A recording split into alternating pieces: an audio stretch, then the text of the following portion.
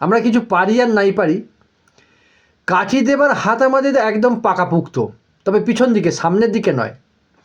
বেশ কিছুদিন আগে বিরিয়ানি বিপ্লব হয়েছিল। দাদা বৌদির বিরিয়ানি থেকে সবাই বিরিয়ানি বিক্রি করতে একদম লেগে পড়েছিল। তা শেষমেশ 30 টাকাতেও বিরিয়ানি পাওয়া যাচ্ছে। আমরা খাদ্যরসিক ছুটে যাচ্ছি, বিরিয়ানির গন্ধ পাচ্ছি, স্বাদ পাচ্ছি, কিসের মাংস দিচ্ছে আর কি চাল দিচ্ছে দেখছি না। যাক, বিরিয়ানি বিপ্লবটা আস্তে আস্তে কমে গেছে। এখন রাজুদার পরোটা থেকে বিপ্লব তৈরি হয়ে গেছে।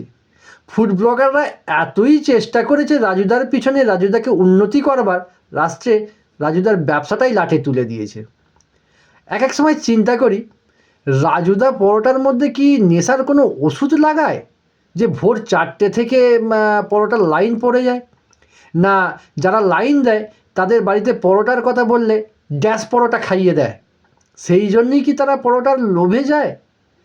চিন্তা করি যে লকডাউন আবার যদি আসে, রাজুদার কি হবে চিন্তা নয়, যারা ভোর থেকে পরোটার জন্য লাইন দেয় তাদের কি হবে, এটা বড় চিন্তার বিষয়।